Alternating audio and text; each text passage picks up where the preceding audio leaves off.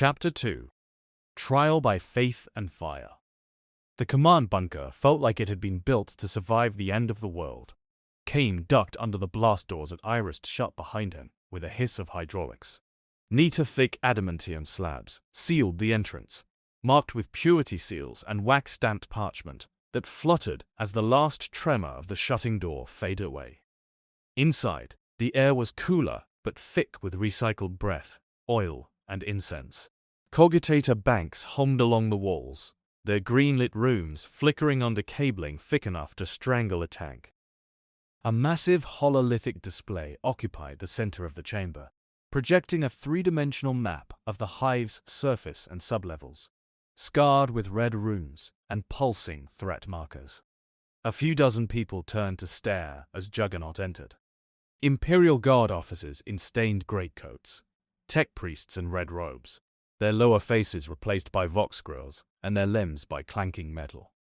A confessor in skull-masked rebreather and simple robes, prayer beads rattling as his hand tightened around an aquila icon.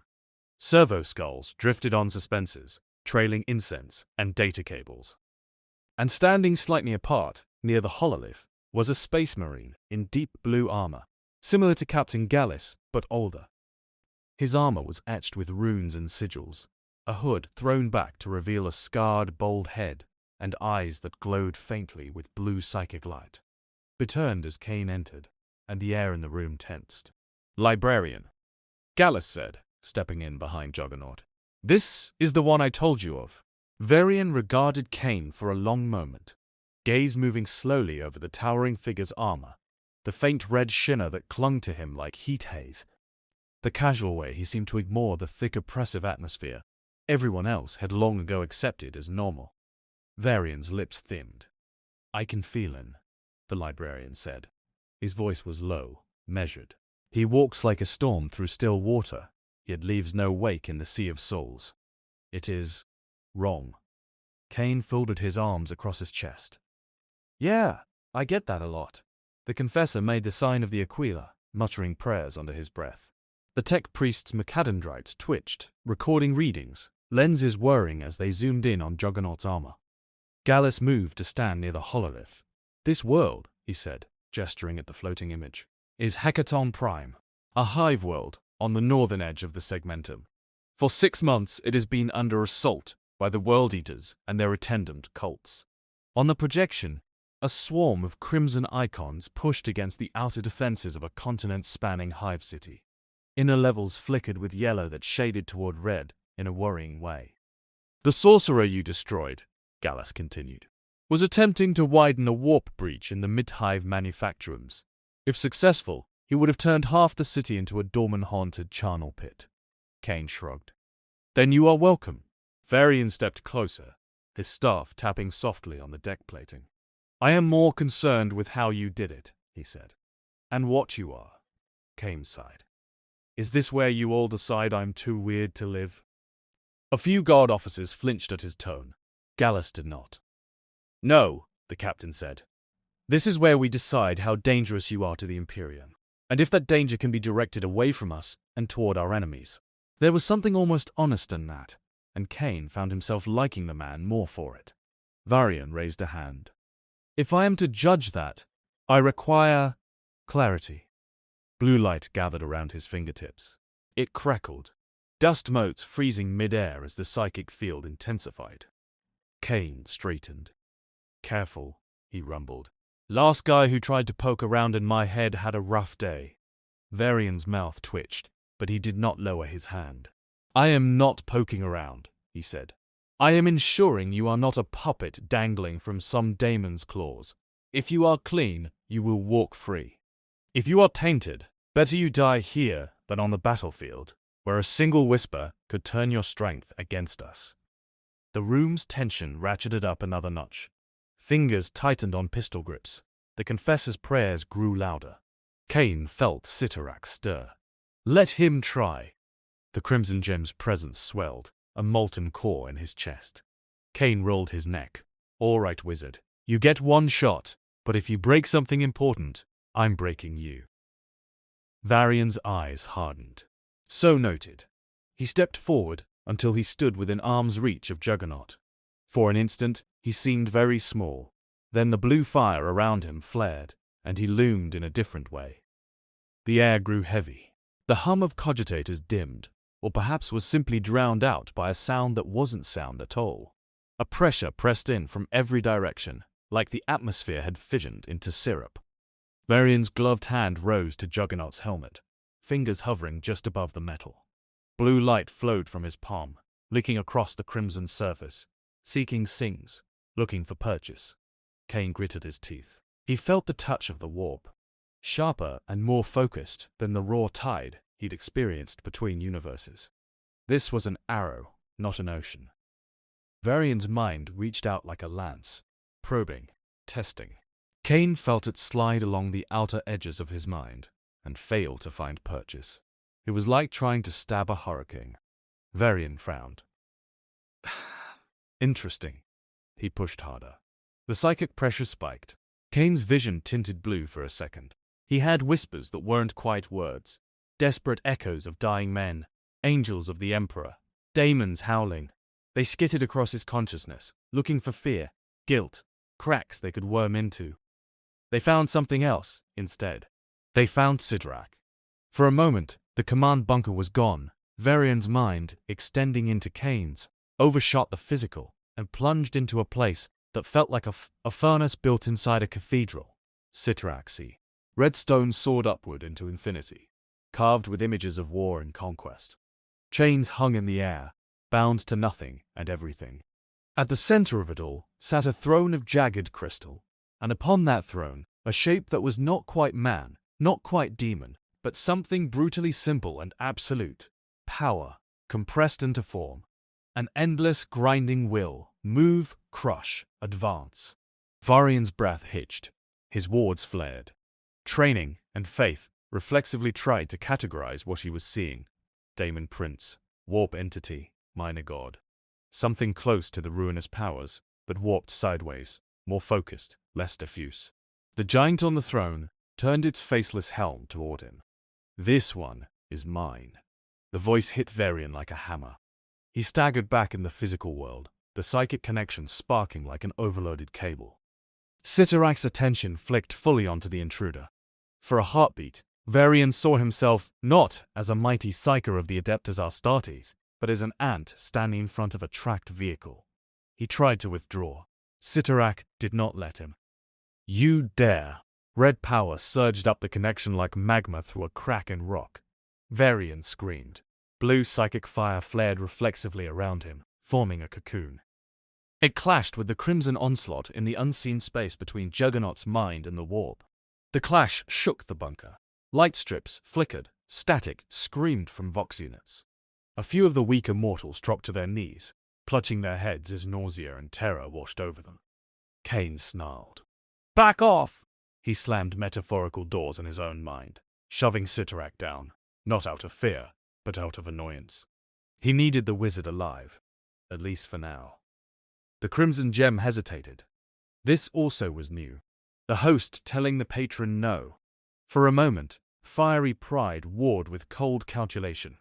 Then Cyttorak withdrew, the red tide dropping back, the throne room receding into darkness. Varian fell to one knee, chest heaving. Smoke curled from his nostrils as if something had tried to cook him from the inside. Thin rivulets of blood traced lines from his eyes and ears. Cain reached out and caught the librarian's shoulder before he toppled face first onto the deck. Easy, wizard, Juggernaut muttered. Told you, rough day. Gallus was already at Varian's side. Brother, he snapped. Report. Varian swallowed, forcing his eyes to focus on reality again. His hand shook as he reached up to wipe the blood from his nose. Not possessed, he croaked. Not daemon host.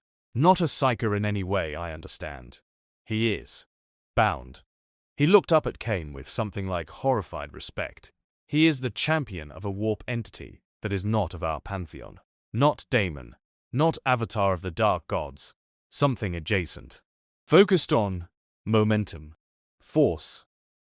On stoppability. It has chosen him completely. The confessor gasped. Then he is a heretic. God's puppet. Varian shook his head, grimacing. No, I saw the bond. It is not like the change's subtle hooks, nor the blood god's chains. This entity grants him power, yes, but he is not hollowed out. He still has his will, his defiance. His gaze locked on Cain. And in that bond, he pushed it back.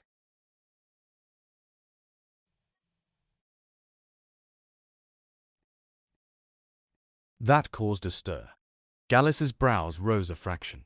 Tech priests froze. The confessor's fingers dug into his aquila so hard his knuckles went white. A mortal, pushing back a god, the priest whispered. Blasphemy. Useful blasphemy, Gallus said flatly. He looked to Varian. Is he a threat? Varian considered. His breathing was already evening out. Astarte's philology mended what it could. He is a weapon, the librarian said. Point him at the enemy, and he will break them. Turn your back on him, and he may break you out of boredom or principle. But he does not hunger for souls or whispers from the walk. His patron does not seem to care about our galaxy beyond what damage its avatar can inflict. He wiped the last of the blood away and pushed himself to his feet, aided by Cain's steady hand, despite himself. If we keep him close, Varian added, we can watch him, learn his limits. If we drive him away, chaos will offer him battle and spectacle until the end of days. Gallus nodded once. We are in no position to throw away such a weapon, he said. Not here. Not now. Cain snorted. Nice to know I'm being discussed like a gun. Gallus looked up at him. You are more like a siege engine, he said. One that is very good at arguing. He turned back to the Holeth and expanded an area with a gauntleted finger. Whatever your origins, Juggernaut, this world is under siege. We can either spend the next few days talking about how much we mistrust you, or we can put your unstoppable claim to the test. He pointed at a pulsing red wound in the home map. It sat at the heart of the hive, boring downward into the lower halves and maintenance tunnels. This is the main warp breach. The sorcerer you killed was one of several attempting to widen it. So far, we have contained it to the lower sublevels and a few mid-hive sectors. But the World Eaters use it to reinforce their forces. Daemon engines, berserker warbands, worse. Every hour it widens, the more reality frays around it. Varian's eyes darkened. If the breach reaches the upper hives, Hekaton Prime becomes a daemon world, he said. And then, Exterminatus is the only sane answer. Cain's eyes narrowed. Exterminatus. Gallus answered without flinching. The complete destruction of a world from orbit. Viral bombs, cyclonic torpedoes, anything necessary to deny the enemy this planet forever. He met Cain's days. I would rather not kill 10 billion Imperial citizens if I can avoid it. Cain grunted. Guess we agree on that one. Dallas expanded another area. A twisting maze of tunnels unfolded, glowing dark blue. We have identified a route from this bunker to the bridge's edge, he said. Mostly maintenance shafts and underhive routes. We tried sending kill teams before. None returned. Warp anomalies. Daemon ambushes. The World Eaters know those tunnels well. He looked back at Cain. I am considering sending you instead. A murmur swept the room. Varlan's jaw clenched. The confessor hissed through his teeth. You would trust this outsider with the fate of a world, the priest demanded. No, Gallus said. I would trust his hatred of gods that try to claim him. Cain chuckled. Now you're talking my language. Varian frowned. I will accompany him, the librarian said suddenly. Gallus turned, surprise flickering across his features. Your mind is still recovering. All the more reason, Varian replied. I have seen his patron's domain. I can anchor against it, and the route to the breach is saturated with warp presence. Without a psyker, he will be fighting blind in a storm of unreality. Cain shrugged. Fine by me, long as you don't try to crawl back into my head. Varian's lips twitched. I have no desire to repeat that experience, I assure you. Dallas weighed them both for a long heartbeat, then nodded. Very well. Juggernaut and Librarian Varian will spearhead the assault on the breach. He looked to Varlan. Sergeant, you and a squad will escort them to the entrance and hold it as long as you can. Once they pass beyond line of sight, you fall back to secondary position Gamma and await further orders. Varlan snapped a salute. Yes, my lord. Gallus's gaze returned to Cain one more time.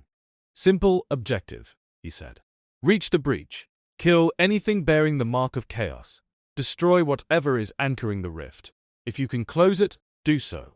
If you cannot, cause enough damage that we can justify orbital bombardment without losing the whole hive. Cain cracked his knuckles.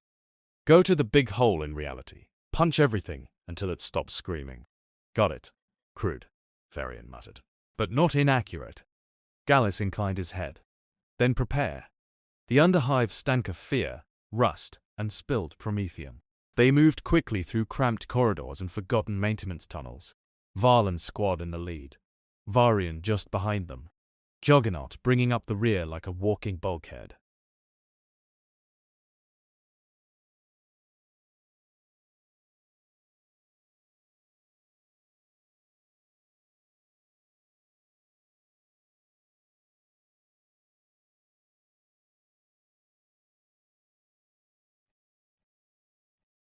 The guardsmen's helmet lamps cut thin paths of light through the darkness, picking out piles of trash, half-eaten corpses, scuttling things that fled from the glow.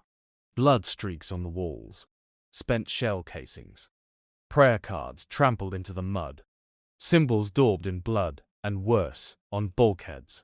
The 8-pointed star, the jagged rune of Khorne, crude depictions of skulls on pyramids of more skulls. The deeper they went, the louder the distant roar became. Not just physical sound, though that was present too, echoing booms and guttural chants. There was a psychic pitch to it, a constant pressure at the back of the teeth and behind the eyes. Even Cain felt it, faint but there, like standing near a giant engine. Varian's armor wards glowed faint blue, runes along his armor flaring and dimming as they passed through hot spots of warp bleed. Occasionally, he would stop, plant his stuff, and mutter a warding litany. The air would shudder, then steady, and the path ahead would feel less wrong. Varlan kept his men tight. Eyes sharp, he muttered over the squad vox. Remember what the captain said. Whatever happens, Juggernaut goes first. Kind of hard for me to go anywhere else in this hallway, Cain rumbled, ducking under a particularly low-hanging pipe. The metal scraped sparks off his helmet. One of the younger guardsmen risked a quick glance back at him. Sir, he blurted, almost tripping over his own boots. Is it true you punched a dormant engine until it broke? Cain snorted. Didn't get the chance. The wizard cut that thing off before it could come through.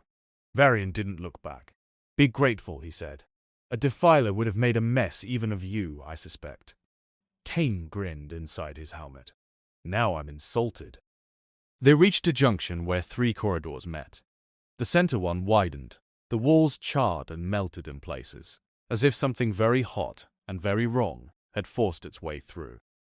Varian's jaw clenched. We are close, he said. The barrier is thin here. Something skittered in the dark. The back rank of guardsmen whirled, lasguns snapping up. Movement, one hissed. Figures stepped out of the shadows at the edge of their land beams. They wore armor made from scavenged plates and chains, daubed with dry blood. Horns sprouted from helmets or from their skulls. Their eyes glowed with feral zeal. Some wielded crude chain axes and butchered blades. Others carried stolen bolters and lasguns covered in crude etchings of skulls. Cultists. Dozens of them, crawling over pipes, crouched on support struts, standing in the open, grinning. And behind them, heavier footsteps. 8 hulking forms emerged, each one nearly as big as Varian, their armor the red of dried gore. Brass trim caught the lamplight. Their helmet was snouted, snarling, resembling gladiatorial masks. They carried chain axes and chain blades, their teeth already spinning, filling the air with a hungry growl. World eaters. The corridor filled with wild laughter and shouted oaths. Blood! Someone screamed. For the blood god! Another answered. Skulls for the skull throne! The chant spread, rolling through the cultists like a contagious fever. Varlan's squad fell into firing positions by instinct. Lasguns barked. Red beams stitched across the cultists, cutting down a few in the front ranks. The fallen were trampled without pause by those behind them. The World Eaters did not bother with cover. They roared and charged, chain weapons revving higher. Varian stepped into the center of the hallway and thrust his staff forward. "By the Emperor's light," he intoned, "be unmade." Blue fire erupted from the staff's tip, forming a solid wall of crackling energy across the corridor. Cultists at the front hit it and shrieked as they were atomized, reduced to drifting ash in a heartbeat. The World Eaters hit it a second later. The war shuddered. The force of their charge and the raw, violent energy they carried slammed into the psychic barrier like a physical fist. Varian's teeth bared, strain lines creasing his face. His armor wards flared into full brightness. The barrier held, for now. Juggernaut watched the frothing berserkers slam axes and fists into the blue wall, snarling, laughing, chanting. Their war cries echoed strangely, overlapping, like their voices were layered with others who had screamed the same words on 1,000 other battlefields. The warp around them pulsed. They were engines of pure directed rage, all found re-read sides. Walking altars to forward momentum and murder. Cain almost admired them. Almost. "Cute barricade," he said. "You planning to keep this up all the way to the breach?" Varian grunted, sweat beading on his brow. "Just buying time," he hissed through gritted teeth. "Pick your moment." The psychic wall was not meant to withstand this kind of sustained battering, hairline fractures of blackness where it broke. It was like watching glass under a sledgehammer. Cain took a step forward. "Drop it, when I say." Varlan risked a glance back, eyes burning blue. "You intend to charge a full World Eaters squad head-on? That what they're called?" Payne rolled his shoulders. "Fine. Time to see how they stack up." He planted his feet, angled his shoulders, and focused. Every fight, every rampage, every nothing-stops-me moment had the same trigger for Cain Marko. It wasn't just running. It was choosing a direction, committing, locking his will onto a vector and daring the universe to argue. The crimson energy inside him surged. The warp around the World Eaters pulsed in answer, a red glow beneath the blue. Far away, beyond understanding, something huge and hateful felt a familiar pattern. Momentum, blood, impact. A laugh like an avalanche rumbled through the Imperium. At last, Varian felt it. His eyes widened. "Khorne," he whispered. "He watches." Cain didn't care. "Now," he roared. Varian dropped the barrier. The blue wall shattered into sparks that whirled away on a psychic wind. For a single heartbeat, there was empty space between the two sides. Then, Juggernaut moved. To the guardsman, it was like watching a cannon discharge at point-blank range. One moment, the Space Marine librarian stood alone in the corridor's center. The next, he was a blur of blue light as Juggernaut thundered past him, the deck plating buckling under his first stride. He slammed into the lead World Eater. The berserker had been mid-roar, chain axe raised. The impact folded him in half with a wet crunch, his armor exploding outward. The skull-masked helmet pinwheeled off his shoulders and smashed into the wall hard enough to crater it. Cain didn't slow. He plowed into the mass of cultists in Astartes, like a living train. Chain blades glanced off his armor, teeth snapping, gears shrieking. Bolter rounds sparked off his chest and helmet. Someone tried to stab him with a bayonet. The blade bent like tin. He lowered his shoulder and drove forward. The corridor filled with flying bodies. Cultists crumpled like paper dolls. Limbs snapped, bones shattered. The World Eaters fared better, their superhuman durability keeping them from simply disintegrating. But they were still thrown aside, slammed into walls and ceiling hard enough to dent ceramite. Blood sprayed across the bulkheads and arcs. Cain laughed. One World Eater managed to recover fast enough to swing his chain axe in a two-handed overhead blow as Juggernaut barreled past. The teeth screeched against Cain's helmet and shoulder, biting but unable to find purchase. Cain grabbed the axe haft mid-swing. The chain weapon snarled, teeth trying to chew through his gauntlet.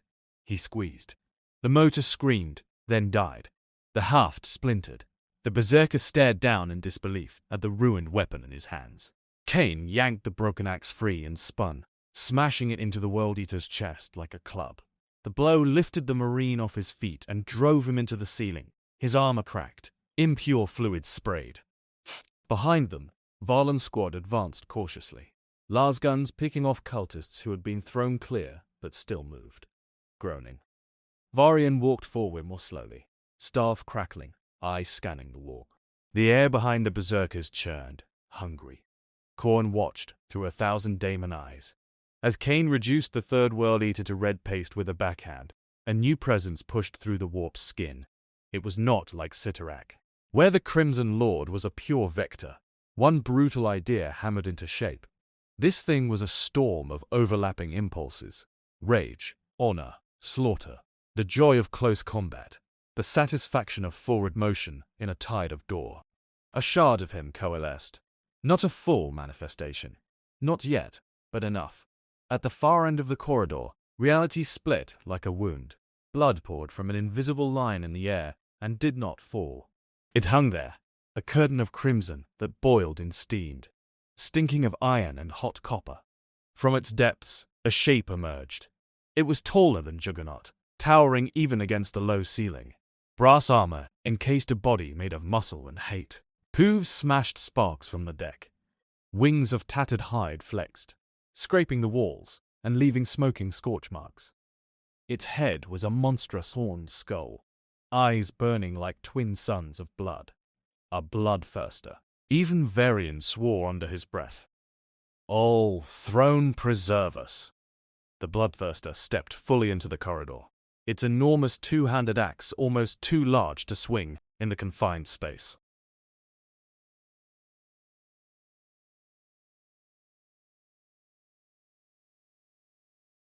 Chains dragged behind it, each link carved with runes of slaughter. The remaining cultists in World Eaters fell back, giving it space, their earlier frenzy dropping into awestruck worship. The daemon's gaze locked on Juggernaut. The warp around it pulsed, hard enough that even Cain felt it in his bones. "Champion of another," the Bloodthirster rumbled. Its voice vibrated the metal walls. "You are not of this war, yet you bleed others' blood upon Khorne's altars." Cain planted his feet, cracking the deck with the force of the stance. "I don't bleed for anybody," he said. "Not anymore. I just hit things." The Bloodthirster's laughter was a physical force. "You think you are unstoppable," it broomed. "Khorne laughs. Only he knows true forward march. Only he has never yielded. You are a pretender." Cyttorak roared inside Cain's head, affronted. Pretender. Crimson power flared, clashing with the daemon's red aura. The corridor became a battlefield of colors. Khorne's blood glow and Cyttorak's crystalline red overlaying one another, twisting the shadows in strange ways. Cain ground his teeth. "Tell him," he growled at the empty air, "to come say that himself." The Bloodthirster's eyes flared. "The blood god does not stoop to your scale," it said. "But he sends me, and I will show you what it is to be stopped." It surged forward. The corridor was too narrow for full wing sweeps or elaborate maneuvers. The Bloodthirster made that limitation into strength. It leaned into the charge, hooves tearing trenches in the deck, axe sweeping in a brutal horizontal arc that chewed chunks out of the walls as it came. Cain did not dodge. He met the charge head-on. The axe hit him just below the chest. The daemon weapon had hewn its way through Titan's armor on other worlds. It carried Khorne's full contempt for things like physics and restraint. It should have cut Juggernaut in half. It stopped. Not slowed, stopped. For a heartbeat, conflict. Khorne's blessing of unstoppable slaughter welded into an axe that knew nothing but forward motion. Cyttorak's decree, that once Juggernaut began moving, nothing could halt him. Nothing could move him against his will. The two absolutes collided. The shockwave punched outward like a bomb. Cultists were vaporized. World Eaters were flung backward like toy soldiers, smashing into walls hard enough to leave marine-shaped dents. Varlan's squad hit the deck, ears bleeding, bones rattling. Varian threw up a psychic shield around himself on reflex. It shattered instantly, but took enough of the blast that he remained standing. The corridor walls buckled, lights blew out, cables ripped free whipping through the air. Cain dug his heels in. The axe's edge dug a shallow groove in his armor and went no further. The Bloodthirster's eyes flared wider. "Interesting," it hissed. Cain grinned savagely. "You hit like a truck. He grabbed the axe haft with both hands. Normally, that would have been suicide. Touching a daemon weapon was like grabbing a live wire made of blasphemy. Souls had been shredded for less. Cyttorak's power surged into Juggernaut's arms, coating his gauntlets in crimson force. The hateful whispers in the metal hit an unyielding wall. Cain heaved. He might as well have been trying to lift a skyscraper. The Bloodthirster was a living engine, anchored in both reality and the warp, its mass partly metaphorical. But Cain wasn't trying to throw it. He was trying to redirect. He wrenched the axe up and away from his torso, forcing the daemon's weapon to travel in a higher arc. The blade screamed, metal and warp energies protesting. The Bloodthirster smiled and shoved back. But for the first time, it felt resistance that was not simply banking and weaving, but a direct denial of forward motion. Cyttorak laughed with cold delight. Yes! Break it. Gladly, Cain growled. He stepped forward into the daemon's personal space, still holding the axe haft. The Bloodthirster towered over him, horns scraping the ceiling. Its breath was hot with the stink of charred blood. Cain slammed his forehead into its armored torso. The impact dented brass. The Bloodthirster brought its free fist around, slamming it into Juggernaut's side. The force would have turned a Lehman Russ into a pile of slag. Cain slid half a step, boots carving a new trench. He snarled and kept going. They were too close now for huge, sweeping attacks. It became a slugging match in cramped confines. The Bloodthirster headbutted him with its horned skull. Juggernaut answered with an uppercut that cracked teeth made of bone and walk fire. Claws raked his back, tearing furrows in his armor but failing to reach skin. A hoof stomped down on his foot, the deck beneath both of them groaning. Varland's squad watched in horrified fascination. One guardsman whispered, "Emperor, help us," voice shaking. Varian's eyes were unfocused, half in the material world, half in the warp. From that vantage, the battle looked very different. He saw two titanic concepts smashing into each other in a narrow channel of reality. One was the familiar bloody storm of Khorne, a hurricane of brass and gore and endless march. The other was a crimson vector from some other realm that simply refused to bend. Each blow Juggernaut landed on the daemon rippled through the sea of souls, conching holes in nearby fort forms. Each impact from the Bloodthirster's fists and axe sparked against Cyttorak's hold like meteors skidding off a shield. The warp around the breach quaked. Far away, deep in that roiling sea, other gods watched. Techi, the Changer, laughed his 1,000-layered laugh. Slaanesh purred, delighted by the exquisite contest. Nurgle rumbled with slow interest. Khorne's attention sharpened. And in the crimson realm that was not the warp, Cyttorak leaned forward on his throne. Show him. Cain felt the planet around him, the weird gravity, the cramped corridor, the smell of oil and blood. He also felt the weight of expectation from two cosmic bullies who had decided this fight mattered. It annoyed him. He was not their toy. He was Juggernaut.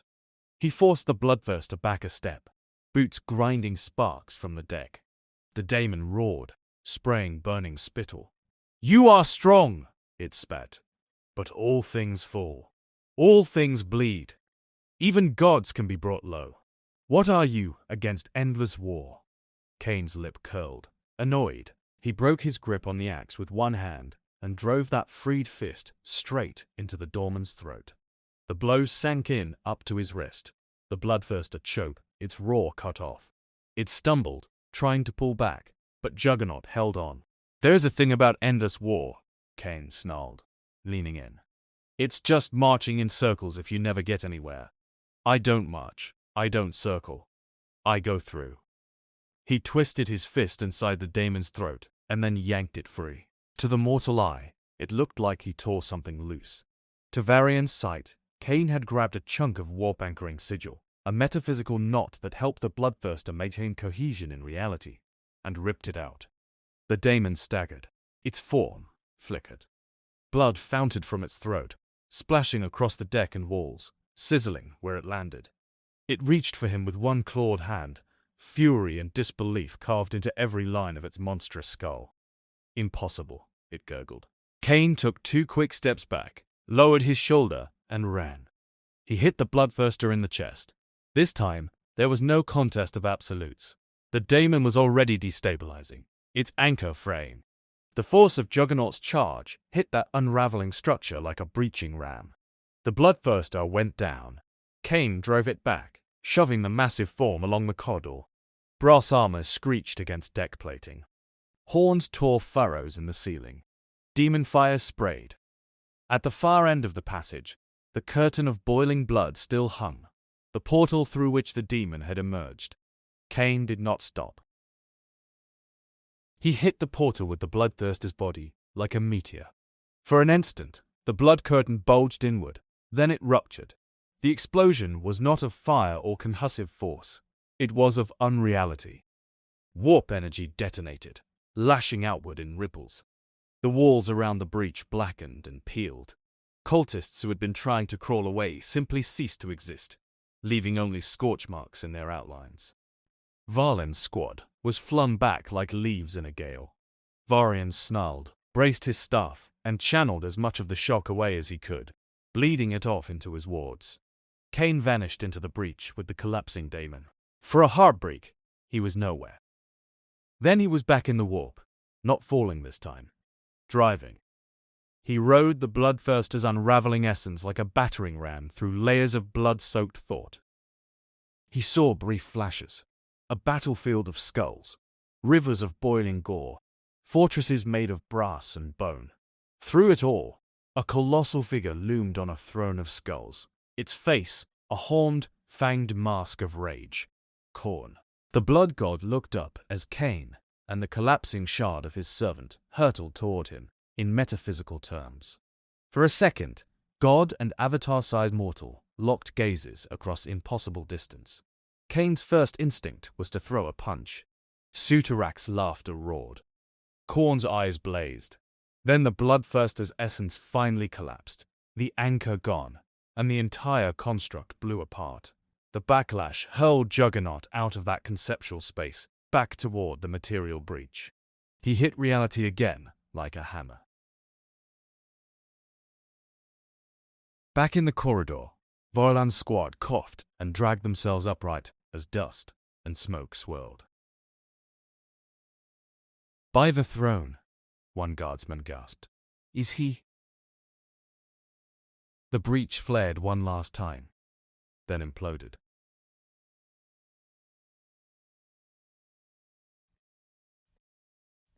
Red light collapsed inward, then snapped out, leaving only a scorched, cracked section of bulkhead where the curtain of blood had hung, and lying in the center of the blackened patch, half buried in molten metal, was Juggernaut.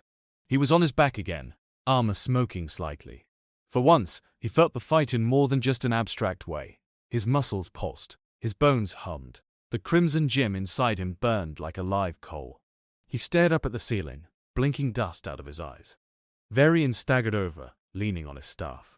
He looked down at Cain, then at the empty air where the breach had been. He reached out with his mind, cautiously. The warp was still there, always there, but the wound in reality had closed. The pressure had lessened. The howling had shifted elsewhere. He exhaled slowly. "You did it," he said.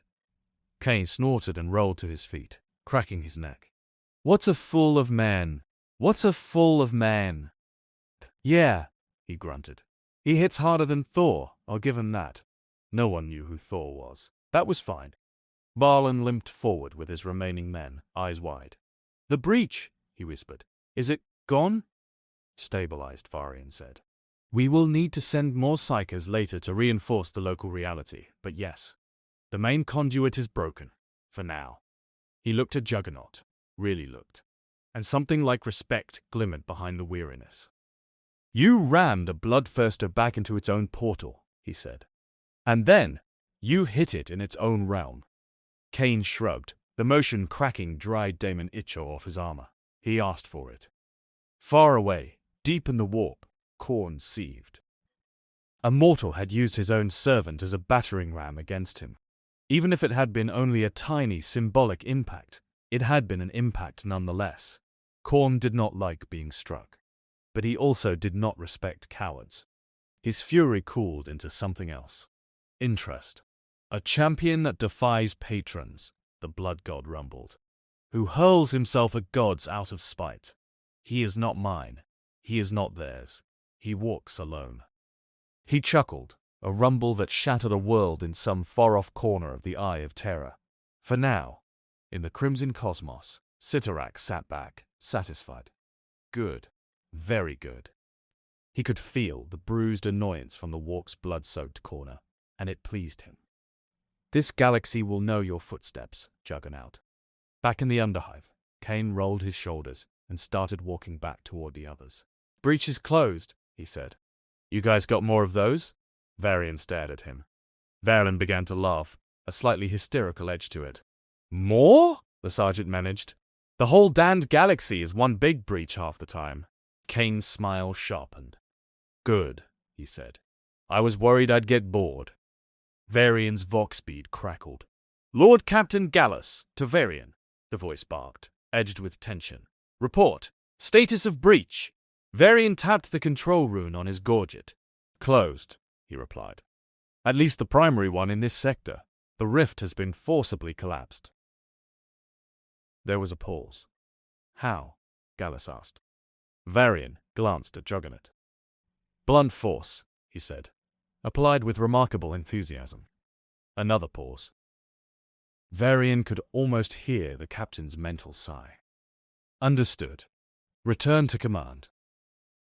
We have new developments. Varian frowned. What kind? Gallus's voice hardened. The World Eaters are in retreat.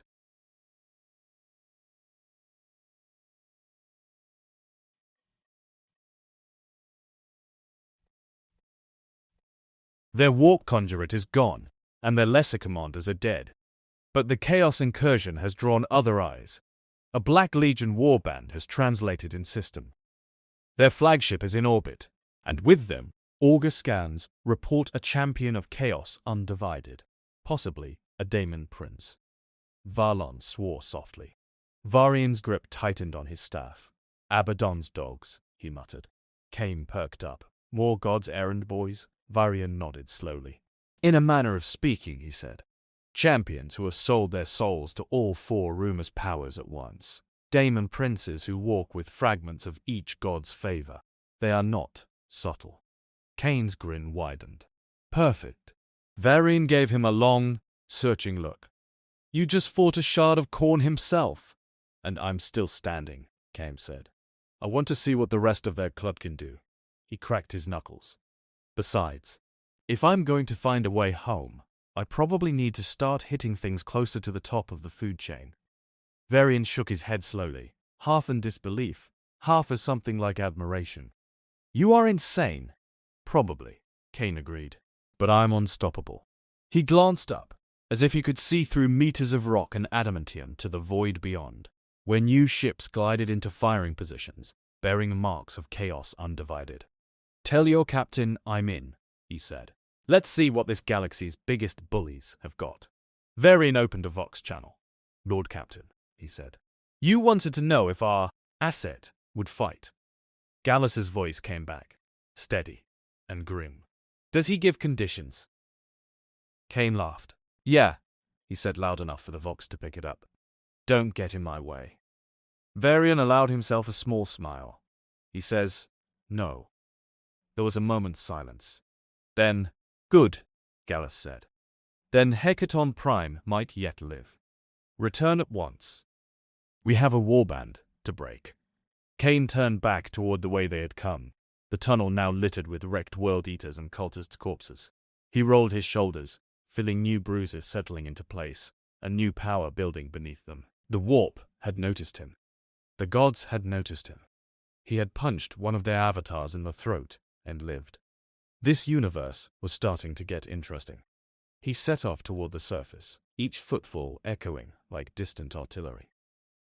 Above, in the cold dark of space, black ships with jagged prows turned slowly, bringing guns and drop bays to bear. The Juggernaut was coming. They just did not know yet what that really meant.